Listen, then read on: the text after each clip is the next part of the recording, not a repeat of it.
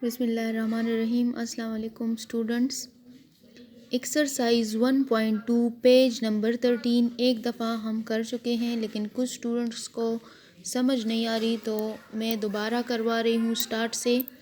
Exercise note करें, exercise 1.2 page number 13 grade 5 की book है, यूनिट 1 एक्सरसाइज 1.2 पेज नंबर 13, जिसमें फर्स्ट क्वेश्चन है question number 1 solve the following के जो क्वेश्चंस गिवन है उसको सॉल्व करें। हमें 2 नंबर दी गए हैं, उसको हमने ऐड करना है, एडिशन का साइन है तो ऐड करना है।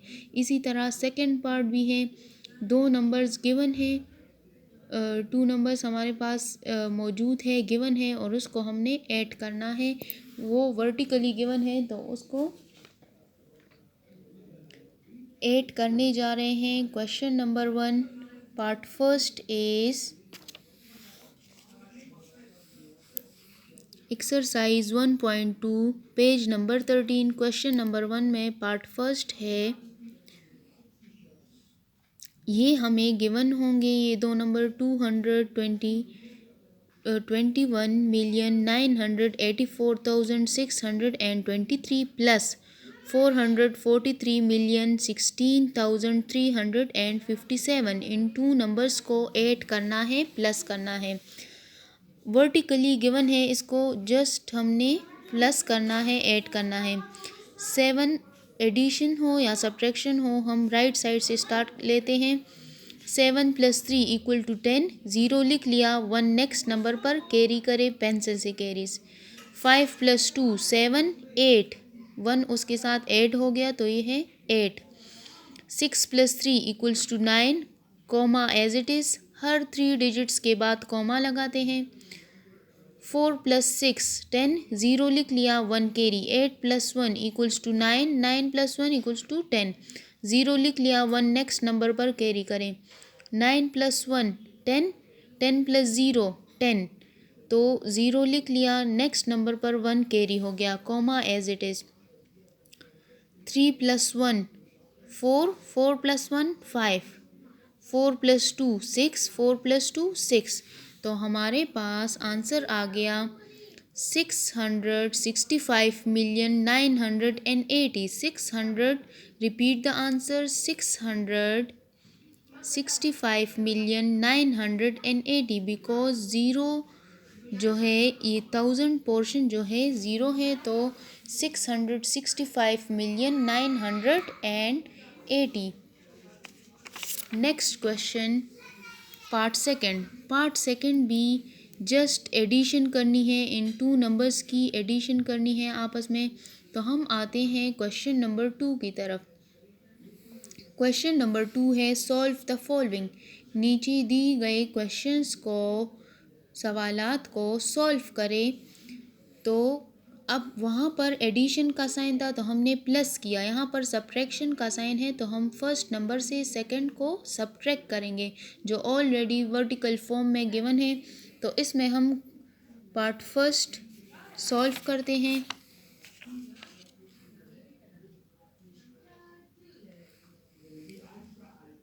First number is 851,438,435, 42,345,735। First number से हमने सेकंड को सब्ट्रैक्ट करना है। 5 - 5 0, 3 - 3 0, 4 जो है वो लेस है 7 से, तो 4 ने 1 8 से बोरो किया, 8 7 बन गया और इसने 1 बोरो किया तो ये 14 बन गया। 14 - 7 = 7, कॉमा एज इट इज़। 7 रह गया है तो 7, अब इस पर आप छोटा सा कट लगा लें क्योंकि हमारा अब नीचे दी गए नंबर के साथ, डिजिट के साथ कोई काम नहीं है। तो अब 7 से जो सर्कल किया है उससे 5 सब्ट्रैक्ट करें। 7 - 5 = 2। 3 से 4 सब्ट्रैक्ट नहीं हो सकता बिकॉज 3 इज़ लेस देन 4। तो आप जो हैं 4 से 1 बोरो किया, 3 ने 4 3 रह गया, तो 13 - 4 = 9, 3 - 3 = 0, कॉमा एज इट इज़। 1 से 2 सब्ट्रैक्ट नहीं हो सकता, तो 1 ने 5 से हेल्प ली, 1 11 बन गया और 5 4 रह गया। 11 minus 2 equals to 9, 4 minus 4 equals to 0, 8 minus 0 equals to 8. The answer is 809,092,700. Repeat the answer. Next question भी हमारे पास क्वेश्चन नंबर 3 सब्ट्रैक्शन का क्वेश्चन है, लेकिन question number 1 and question number 2 हमें ऑलरेडी वर्टिकल फॉर्म में गिवन था, जबकि क्वेश्चन नंबर 3 हॉरिजॉन्टल फॉर्म में है, तो हम खुद ही इसे वर्टिकल फॉर्म में लिखेंगे। क्वेश्चन को आप लोग गौर से पढ़ें। Subtract first number from second number से फ्रॉम सेकंड नंबर से फर्स्ट को सब्ट्रैक्ट करें, मीन्स कि सेकंड नंबर आपने पहले लिखना है और उससे फर्स्ट नंबर सब्ट्रैक्ट करना है। तो इसमें 2 पार्ट्स हैं। फर्स्ट पार्ट मैं करवा रही हूँ, सेकंड नंबर से फर्स्ट नंबर को सब्ट्रैक्ट करना है। जब तक आपने क्वेश्चन गौर से ना पढ़ा हो तो आपको समझ नहीं आएगी, और अगर आपने फर्स्ट से सेकंड को सब्ट्रैक्ट कर लिया तो पूरा का पूरा आंसर इनकरेक्ट होगा, रॉन्ग होगा। तो क्वेश्चन को गौर से पढ़े कि उसमें क्या रिक्वायर्ड है। Subtract first number from second number से फर्स्ट को सब्ट्रैक्ट करें।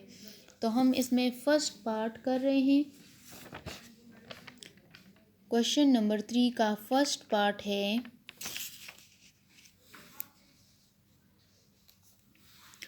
Subtract first number from second number. ये हमारे पास फर्स्ट नंबर है, ये सेकंड नंबर है। फर्स्ट नंबर क्या है? 872,639,958 and the second number is 998,864,243। Second number से फर्स्ट नंबर को सब्ट्रैक्ट करना है। Solution, repeat the question. Second number से इट मीन्स कि सेकेंड नंबर हम पहले लिखेंगे, क्योंकि इससे हम फर्स्ट नंबर सब्ट्रैक्ट कर रहे हैं। तो इसको हम वर्टिकल फॉर्म में किस तरह लिखेंगे? Second number then minus first number. 3 से 8 सब्ट्रैक्ट, बाकी सिंपल सब्ट्रैक्शन है। 3 से 8 सब्ट्रैक्ट नहीं हो सकता बिकॉज 3 इज़ लेस देन 8। तो 3 ने 4 से हेल्प ली, ये 13 बन गया और 4 जो है वो 3 रह गया। 13 माइनस 8 इक्वल्स टू 5। 4 3 रह गया, तो 3 से 5 सब्ट्रैक्ट नहीं हो सकता। 3 ने 2 से हेल्प ली, ये 13 बन गया। 3 को भी काट दे, क्योंकि हम 13 से फिर 5 सब्ट्रैक्ट करेंगे विच इज़ इक्वल्स टू 8। चूँकि 2 ने 3 की हेल्प की, ये 13 बन गया। 2 1 रह गया, 1 से 9 सब्ट्रैक्ट नहीं हो सकता, तो 1 4 से हेल्प लेगा, 4 3 बन जाएगा और 1 11। 11 minus 9 equals to 2 comma as it is. 3 से 9 सब्ट्रैक्ट नहीं हो सकता, तो 3 ने 6 से हेल्प ली, 6 5 बन गया और 3 को भी काट कर 13 लिखें, क्योंकि 3 ने 6 से हेल्प ली, ये 13 बन गया। 13 माइनस 9 इक्वल्स टू 4। चूँकि इसने हेल्प की थी तो 5 रह गया था। 5 minus 3 equals to 2। 8 minus 6 equals to 2 comma as it is. 8 minus 2 equals to 6। 9 minus 7 equals to 2. 9 minus 8 equals to 1. So the answer is 126,224,285। अब आते हैं वर्ड प्रॉब्लम्स की तरफ। First word problem question number 4 इंतहाई इजी है, इंतहाई easy word problem है। Word problem में क्या कह रहे हैं कि the price of a house is ₹18,356,420। एक हाउस की प्राइस है, एक हाउस की कीमत इतनी रुपीस है। And the price of a shop is ₹35,845,625। और एक दुकान की, एक शॉप की प्राइस जो है वो इतनी है, इतनी इसकी प्राइस है, कीमत है। तो हाउस की प्राइस गिवन है और सॉरी और उसकी शॉप की प्राइस गिवन है।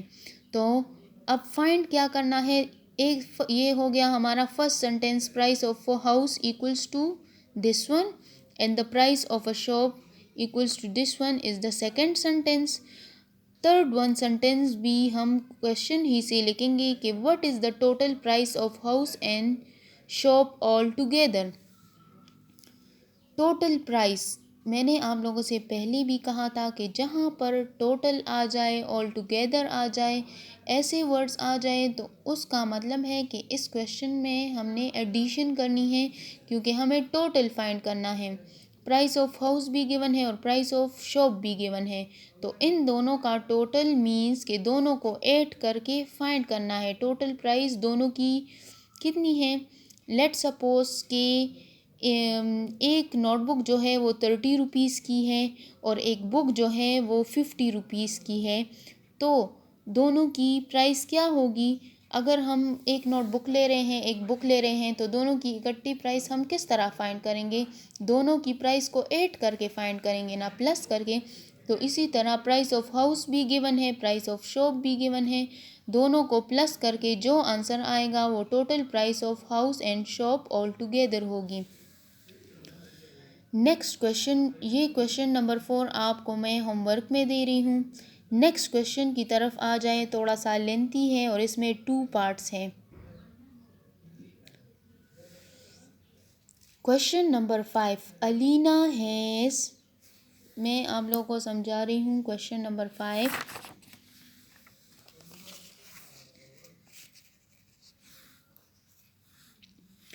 अलीना हैज़ ₹357,561। अलीना के पास बैंक में कितनी रुपीस हैं। In her bank account, Alina के पास बैंक में 357,561 रुपीस हैं।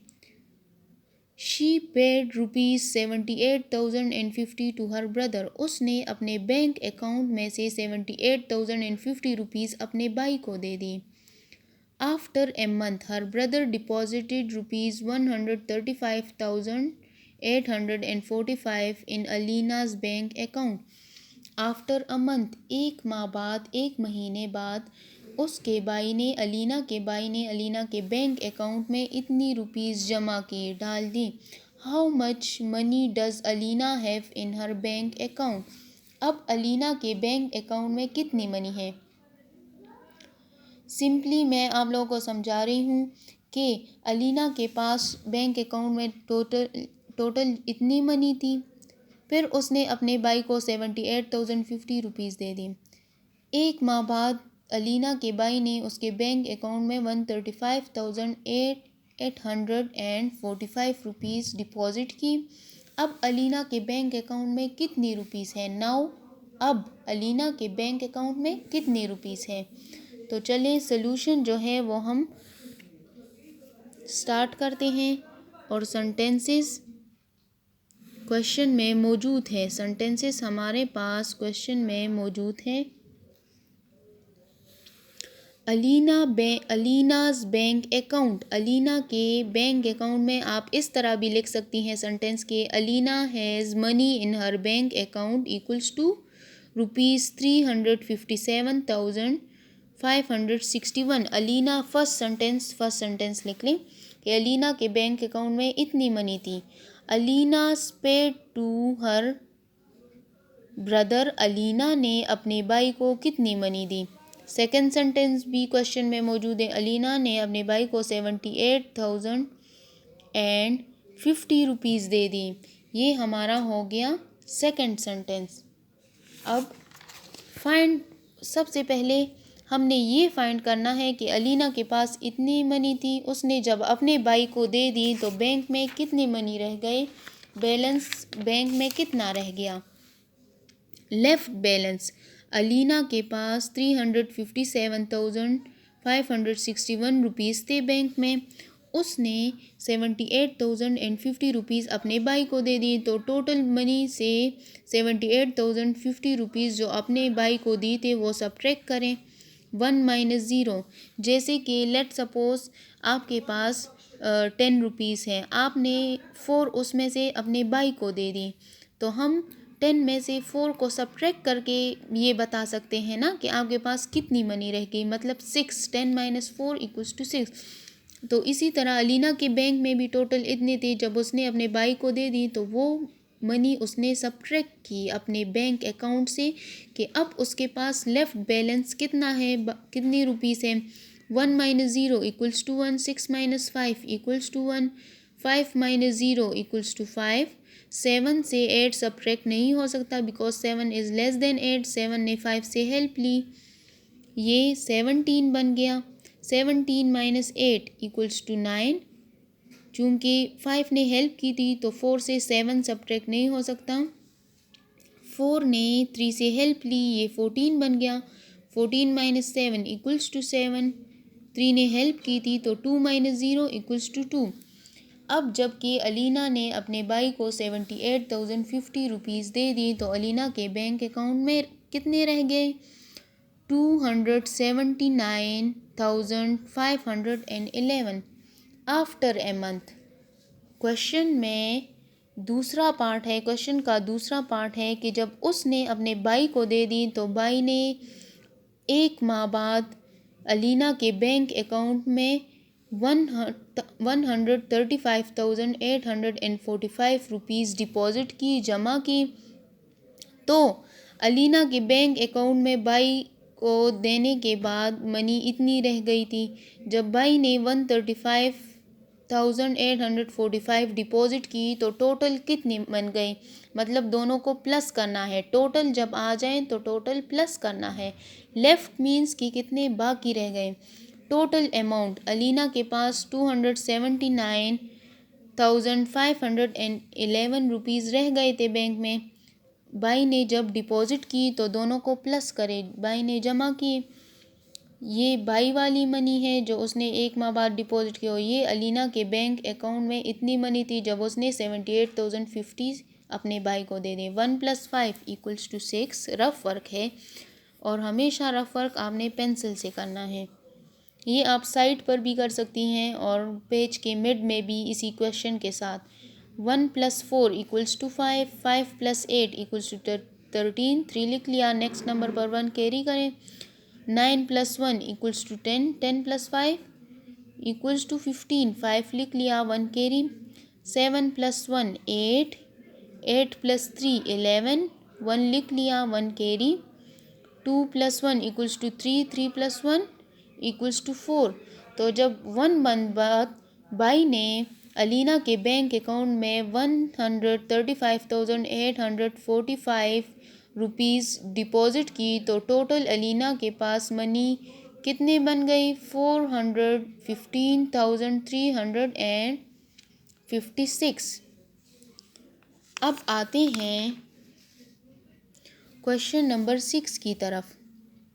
Javeria bought a mobile for ₹25,000 while her friend Laiba bought a mobile for which she paid 8,564 more than Javeria.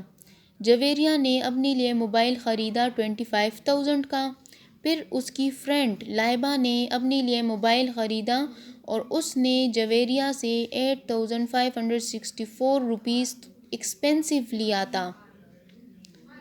Total Javeria ने तो 25,000 का लिया था, लेकिन लाइबा ने उससे 8,564 रुपीज़ ज़्यादा एक्सपेंसिव लिया। तो how much money did Laiba पे फॉर हर मोबाइल।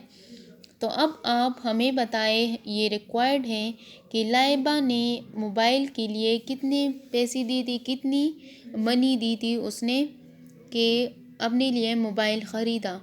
तो 25 ज़रूरी बात है कि 25 के साथ हम 8,564 प्लस करेंगे। मोर देन जब आ जाए तो प्लस करना है। प्लस इसलिए करेंगे क्योंकि लाइबा ने 8,564 रुपीज़ ज़्यादा एक्सपेंसिव ख़रीदा था जवेरिया से, चूँकि जवेरिया का 25,000 का था। तो चले सॉल्व करते हैं। सेंटेंसेस ऑलरेडी क्वेश्चन में मौजूद है। Javeria bought a mobile equals to ₹25,000। Javeria bought a mobile, Javeria ने 25,000 का मोबाइल ख़रीदा। The amount Laiba more paid means कि वो रकम जो कि लाइबा ने जवेरिया से इतनी रुपीज़ ज़्यादा दी थी, इतनी रुपीज़ ज़्यादा दी थी अपने मोबाइल के लिए, मतलब इतना एक्सपेंसिव था जवेरिया से। तो फाइंड क्या करना है, how much money did Laiba पे फॉर हर मोबाइल, मीन्स कि लाइबा का मोबाइल कितनी रुपीज़ पर आया था। तो 25,000 तो उसने दी थे लाइबा ने, लेकिन 8,564 रुपीज़ उसने एक्स्ट्रा दी थे, इससे एक्सपेंसिव लिया था।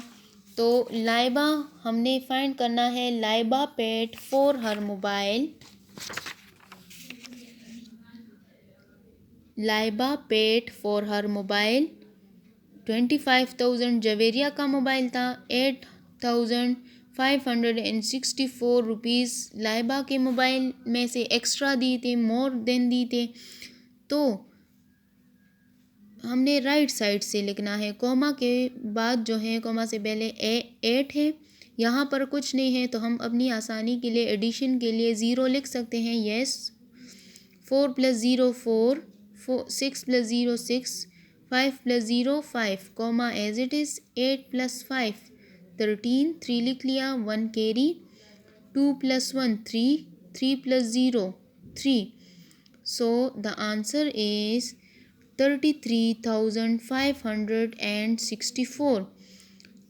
जवेरिया ने 25,000 का मोबाइल ख़रीदा था और लाइबा ने 8,564 रुपीज़ ज़्यादा दी थे जवेरिया से, तो लाइबा का मोबाइल 33,564 पर आया था।